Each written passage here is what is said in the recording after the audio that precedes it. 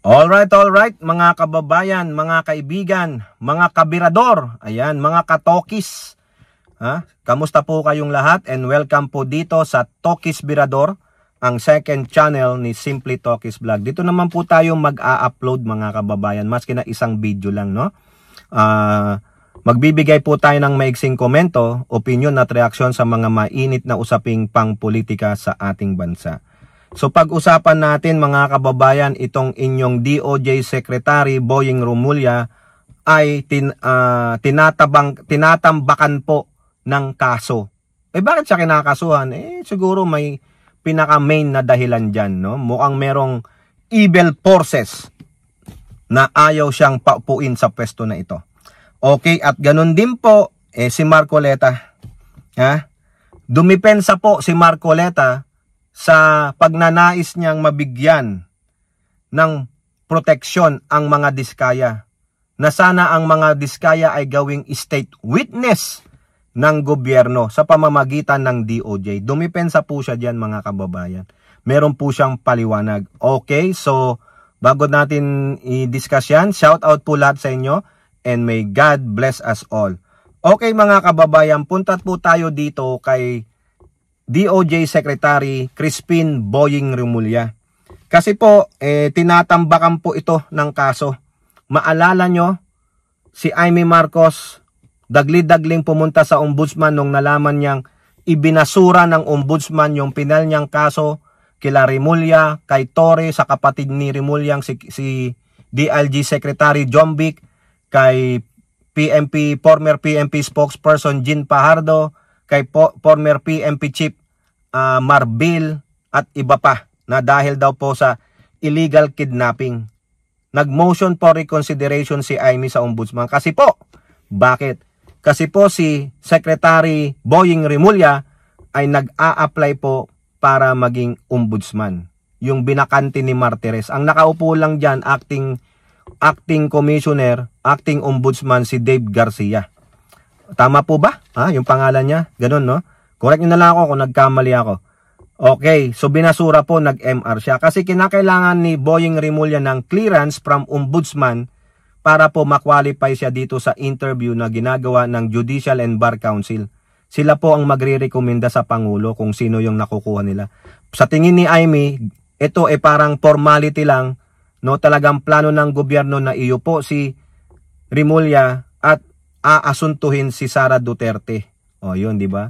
Hindi po sa interest ng taong bayan ang ginagawa ni Amy. Interest lang ng mga Duterte. They are protecting the Dutertes from their accountability. So, kakampi nyo ang sinungaling at magnanakaw, ano kayo? Birds of the same feather kayo. Di po ba? O ngayon, ano nangyari mga kababayan? Kinasuhan din sila. Kinasuhan din si Remulla at ilang NBI officials ng lawyer ni Cassandra Ong at Sheila Gu. Remember Cassandra Ong and Sheila Gu? Si lumaki sa farm. Nakakulong yata itong mga to, no? Sino po ang nagreklamo? Si Attorney Ferdinand Topacio. Ang kasama po ni Remulla na dinimanda ay si NBI Director Jaime Santiago at ilang operatiba ng ahensya sa Office Ombudsman na naman. Talagang sinusunod-sunod nila si Remulla para hindi po siya ma-appoint as ombudsman. Di po ba? Parang ito, gawa-gawa na lang ng mga kaso, para hindi po maupo o hindi maging kandidato si Remulla, ibasura siya ng JBC.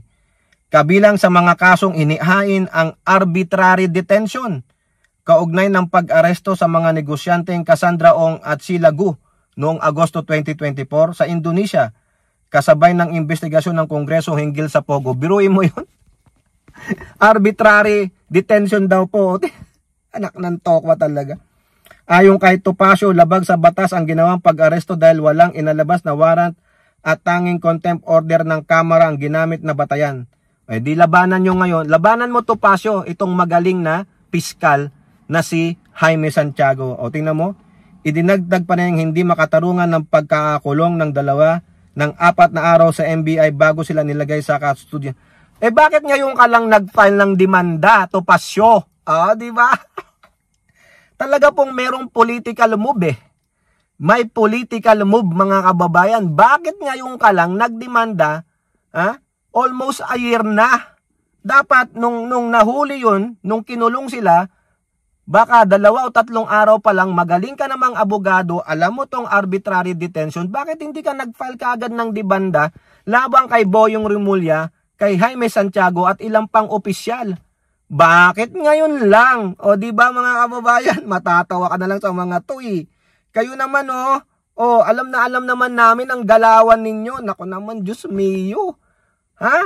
Di ba? Now, ito pa. Maalala nyo si Baste Duterte. At yung ila pa, kasama si Torion, nag-file sila ng kaso. Illegal kidnapping din, parang yung kay Aimee, pero hindi po sa ombudsman dyan sa Manila, kundi ombudsman sa Davao City. Tayo na talaga. Makikita nyo na lang makikita nyo na lang. Iba talaga ang intensyon. Just to mess up Boying Rimulya politically. Ano ang sabi ni Boying Rimulya? Secretary Rimulya pumalag sa panibagong kaso na kinakaharap niya. Tinawag itong forum shopping ni Rimulya at ginawa umano ito para mapigilan ang kanyang kandidatura sa pagiging ombudsman. Correct, I agree. I think the JBC will still through those kinds of acts that are being perpetrated by the opposition or by the opposite political camp. They will make it into a political spectacle which should not be, because we just want to apply to the office that needs a vigorous leader. Correct. Anong kinakatakot nyo kay Rimulya? Dati nyong kaalyado yan? Baka nga kaalyado nyo pa rin hanggang ngayon yan? Bakit ayaw nyong malaman namin ang katotohanan ng kabalbalan ninyo? Kayong pamilya Duterte at yung mga allies ninyo, patasama ka na Aimee? Tanong natin, Aimee, nakinabang ka ba sa pera ng mga Duterte? O saan galing ang pera ng mga Duterte? Kung galing yan sa masama, tulad ng mga drug dealing, sa Pogo, at kung ano-ano pa, edi sabit ka. Kaya siguro, masigabo kayong mga aso ng Duterte na mag-political spectacle, mag-political persecution kay Boying Rimulya. Ano kinakatakot ninyo? Kung wala naman kayong ginawang mali, ba't kayo matatakot? Di ba kasi may pending na kaso sa ombudsman, si Pusit na pinile nung Tricom. Ayon, yari tayo dyan mga kababayan. Kaya si Boying Rimulya tinadtad ng kaso mga kababayan, mga kasong walang kwenta. Makikita nyo naman puro political spectacle lang. Yung kay Cassandra Ong at Alice Go, bakit ngayon lang Topacio? Ikaw naman tindi mo naman, abogado ka pa man din. Now, pasok naman tayo dito kay Dante Marcoleta. Dito po sa balita ng DCRH official website, Marcoleta, defense urgent recommendation for Diskaya's Misnet protection plea amid flood control. Dumidepensa po siya. Ito po ang sabi ni Marcoleta. Sinasabi ng mga Diskaya na meron po kaming mga dokumento dapat sana tuntunin nila. Meron po kaming mga ledger. Di naman nila hinahanap kung nasaan ang mga ledgers. Dapat yun ang tanongin nila sa mga Diskaya. Bakit hindi nyo tinanong yan? Bakit tinanong mo ba yan nung nasa hearing kayo sa Senado? Bakit yun lang HOR ang inyong sisisihin? It is also your diligent duty. He explained that under the WPP program, individuals may be covered if their testimony is indispensable and if they or other family members face threats to their life. Ang tanong nga yung kanilang statement ay hindi indispensable Kasi nungalingan mga kababayan Makikita mo naman yung inconsistency. Paano mo hahawakan yan? Sabi na nga ni Vico Soto, they are lying to their teeth. Hindi consistent ang pinagsasabi nila. Tapos malalaman mo doon sa abogado na kasi ang sinabi lang po sa amin, dapat hanggang simula kayo ng 2022. Tama ba yon? Tapos sasabihin nung babaeng Diskaya, 2016 po kami nakapasok sa DPWH. Tapos sinabi nung asawa, yung Pacifico, na meron naman po kami pa isa-isang flood control project nung panahon ni Gloria, panahon ni Pinoy. Di ba? Indispensable nga, pero katotohanan ba? Mga kababayan? Hindi. Paano mo paniniwalaan yung mga taong ganyan? Napakasinungaling. Indispensable? Absolutely necessary? Kasi nungalingan Marcoleta Necessary ba yan? Necessary nga, pero wala namang credibility. Walang integrity yung sinasabi lang mga statement, sinungaling. O, di po ba? Bakit pa na yan todo depensa Marcoleta? Ha? Sabi pa ni Marcoleta dito, sa section 10 ay sinasabi rin walang ibang direct evidence na magiling sa iba pero kakailanganin mo ang kanyang testimony. Eh yung testimony nga kasi nungalingan eh. So anong credibility? Di ba? Isa sa mga requirement yun na sila, they're not the most guilty at hindi pa sila na-convict ng crime involving moral turpitude. Grabe ka naman Marcoleta. Dito na lang sa lumalabas sa hearing, ang magiging perception ng tao dyan, they are the most guilty. Kasi sila yung contractor, sila yung may direct contact sa mga politiko o dun sa mga nagbibigay ng kontrata sa kanila. Tapos ikaw, baliktad naman ng pag-uutak nito. O, binanatan niya pa si Crispin Remulla at si Vicente Soto, the third, ha? O, he stressed that restitution is not among the legal requirements. Yung restitution na sinasabi ng Secretary of Justice na yun naman ang pinagbasihan ng Senate President, hindi po kasama sa requirement para lang ikaw ay makapag-apply under the Witness Protection Program. Bakit po bumaliktad ang sekretaryo? Hindi siya bumaliktad. Nabasa niya yung request mo. Ha? O ngayon sabi niya, abogado din yon. Alam niya rin ang batas tulad mo.